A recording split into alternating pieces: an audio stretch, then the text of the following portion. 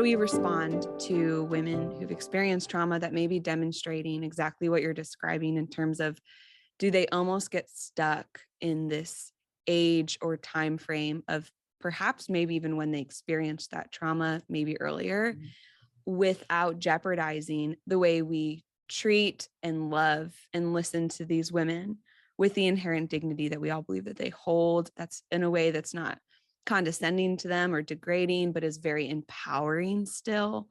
And it is our goal to move them out of that frame of mind, or is a better goal to just change our expectations? Mm.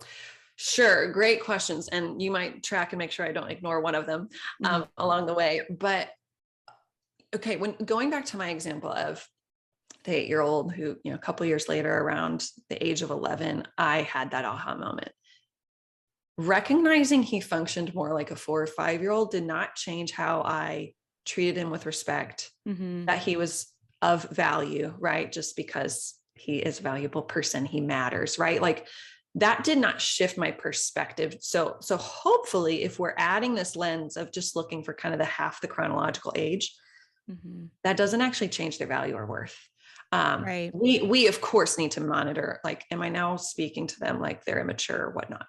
But I think a couple things we can do is, one, maybe I think leading with questions, right? Obviously always wanting to learn and understand, in addition to all the good stuff, like treating them lovingly and respectfully and all of those things, but kind of checking in, maybe even something along the lines of, hey, I've noticed this action or this problem or this thing, it's really overwhelming to you. And I know what it feels like to be overwhelmed.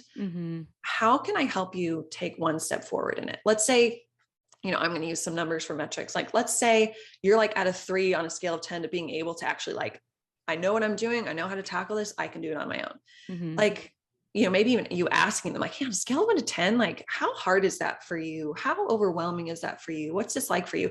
To gauge their awareness of that, right? Because they may be like, no, I've got this. And you as the helper might see, like, I don't think we're actually moving forward in the goal or the progression of what we're working on. So I think checking in on their awareness of how overwhelmed they are, because maybe if they've lived in a state of overwhelm their whole life, do they even realize they're overwhelmed? Right.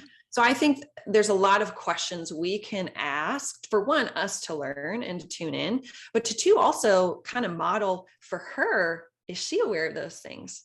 Because that takes a lot of self-awareness to realize, like, okay, I'm really overwhelmed. I'm not really making this decision very well. Why don't I take a step back and regulate myself? Right. Like, that's a tough skill that most of us are still learning in adulthood without major trauma in our lives. Yeah. So asking questions, I think, to lead her into that self-reflection, and however she responds, you get to then say, yeah, I see that. I totally get that. That's really overwhelming, or that's really hard, right? All Like the empathy, affirming that in her. Yeah. Absolutely. The leading with the affirmation or empathy or whatever you feel like is appropriate as far as like good nutrients in that moment, and following up with, okay, so let's say she picked a number on a scale. You don't have to use a number on a scale. Let's say she's like, yeah, I feel like I'm at like a 4 of feeling like I can tackle this. 10 is like, I got this. Sure. 4 is like, then I think you could say, okay, that's really helpful to know where you're at, so I don't just come in here and like bombard the situation. What would it look like if for us to bump to a 5, like a 4 to a 5? How can I help you get to a 5? I actually, a very different context, but actually might be similar for some of what you guys see. I'm not sure. I was working with a group of caseworkers who were specifically serving aging out youth. So these are anywhere from like 16 to 21-year-old youth. And this caseworker was telling me, I've got this 18-year-old who cannot go grocery shopping without me, like cannot do it.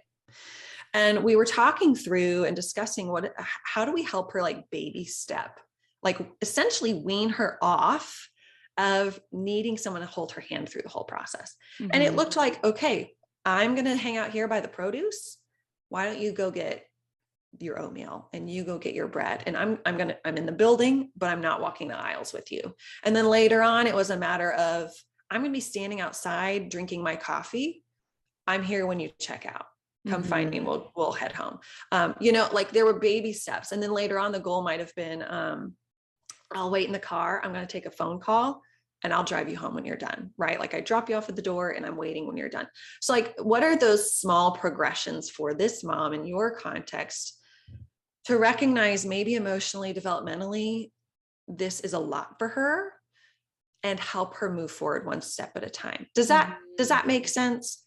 And those small progressions are major wins that Yeah. we can't discount as advocates. So when we step into this space, I like that you framed up in the beginning with our expectations, define our own win, and not in any way lower our expectations. I don't think it's a lowering of, but it's just a shifting of. And if we can be 1% better, stronger, more resilient, more capable tomorrow than we are today for all of us, that's a Mhm. major win. And Mhm. so, yes, as a mom who's experiencing crisis, to be her guide, to be her advocate, to be her helper is huge for, like, we can never underestimate the power of that, of giving mom, like almost putting the power back into her arms and affirming her capabilities to be able to do this.